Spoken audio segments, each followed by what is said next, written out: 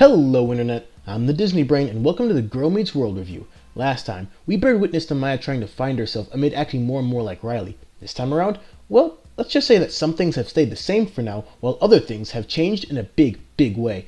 If you've watched the episode, you know exactly what I'm referring to, but if you haven't yet and want to go in fresh, you know what to do, because there will be a huge spoiler in this review. With all that said, let's dive into Girl Meets Upstate. So we start things off right where Girl Meets Triangle ended, with Riley and Maya having left the house to go on a trip. And where do they end up? Why, with good old Shawn Hunter, of course. It's been a while since we saw him last, and it's always great to have him around. Riley believes that taking Maya to Shawn will help Maya rediscover herself and get back to who she always has been. Riley sort of blames Shawn for having changed her so drastically, and she's actually not totally off base regarding that. And then we get back to the never-ending story that is the decision.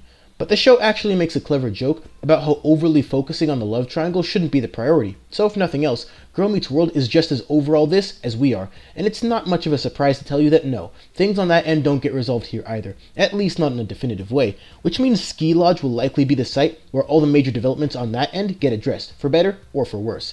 So the interesting part about this episode is how it serves as not just a character-defining moment for Maya, but also a proper character continuation for Shawn, who has been going through his own trials, which is pretty evident since he's been talking to a squirrel for who knows how long.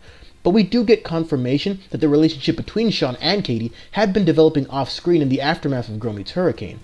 It does need to be stated, however, that there's a couple of very vital details regarding Shawn as a character, including his old relationship with Angela, his family upbringing, and how his friendship with Corey has developed through the years, that you'll probably need to at least be somewhat knowledgeable of in order to fully grasp what he's going through and why it relates so well to what Maya is going through now.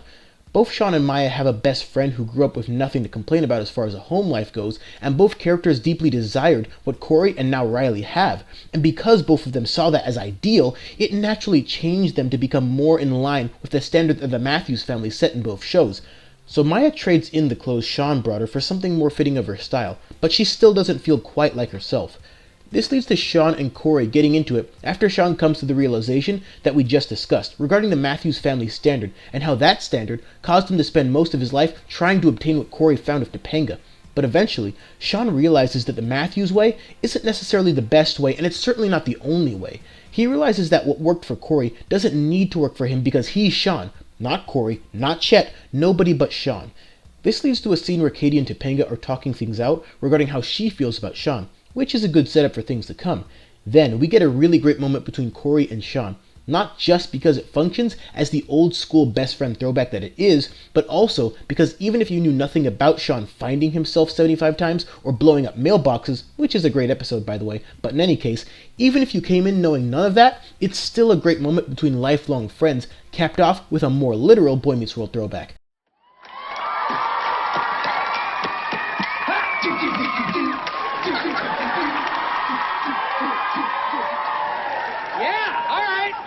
So, Riley and Maya break into the school, and Maya attempts to paint her feelings once again. This leads into a full-on paint war until Maya ends up looking more like Mal than anyone else. I don't know if that was intentional, but if it was, then that's a really smart parallel, since, if you recall, the major character arc in Descendants that Mal went through was all about finding yourself, while also being influenced by people who live a more fortuitous lifestyle, but genuinely want to help. The exact same thing Maya is going through now. We also get a scene with all the main characters, except for Smackle, who unfortunately won't be appearing again until Ski Lodge, so Maya informs Lucas that he chose Riley, even though he didn't really make a choice yet, and yeah, I'm not going to waste any more time talking about all of that until Lucas finally commits to something. In any case, Shawn returns to the city with a solid belief in who he is and what he wants, which leads to the moment that many of us, me included, were waiting for. Shawn proposes to Katie, and after being taken aback by said proposal, Katie agrees to marry Shawn. Definitely a well-built-up and well-earned moment between both characters, and a feel-good way to end the episode. This also makes episodes like Girl Meets Master Plan and Girl Meets Hurricane that much more valuable and good retroactively. But while Shawn now fully realizes who he is, and now has exactly what he wants, Maya isn't quite all figured out yet, a plot point that will continue into next week when we dive into Girl Meets True Maya. And that's Girl Meets Upstate, another really good episode in this string of episodes that I'm calling Trials of the Heart. Get it? Because Maya's last name and the love triangle thing? Oh, give me a break, I tried. But in all seriousness, this is another great episode because it made amazing use of Shawn. It allowed him to actually be a character with his own problems, complications, and room for development, as opposed to a glorified cameo. And this isn't a particularly new development either. Shawn Hunter has been at odds with his self-image for a long time, and has gone through many stretches where he really did need to find himself. So using this show as a way to continue and potentially conclude that arc with the proposal everybody was hoping for and probably expected makes a lot of sense.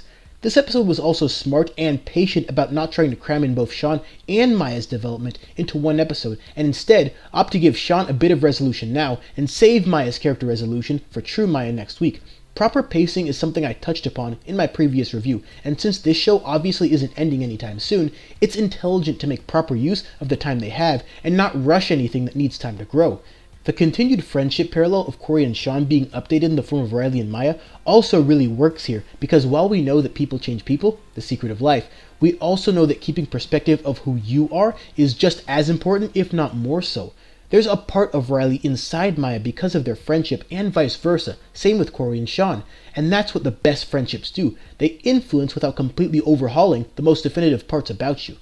Outside of the main narrative present here, I'm thankful that the episode took a bit of time to remind Katie that she is in fact a good mother.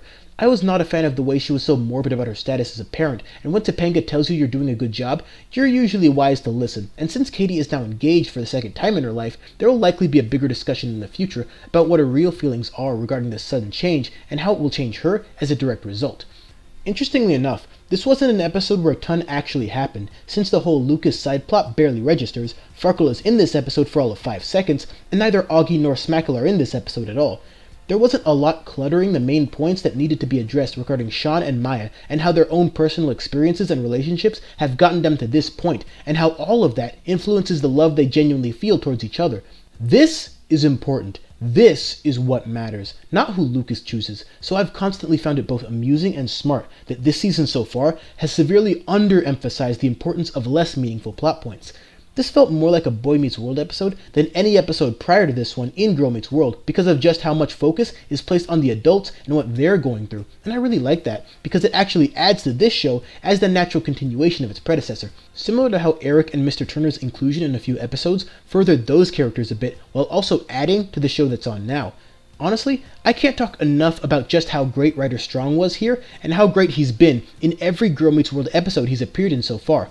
Home for the Holidays was a great feel-good episode that brought almost everyone back, but the way this show has utilized Shawn since then has been very well handled.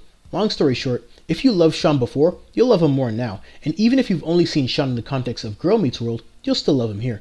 And just to touch a bit more on Maya and her saga of change, yes, she is changing in a lot of objectively positive ways, and the developing part of her that actually wants to get good grades and make something of herself should be encouraged. It's not the fact that she's changing that's the issue necessarily.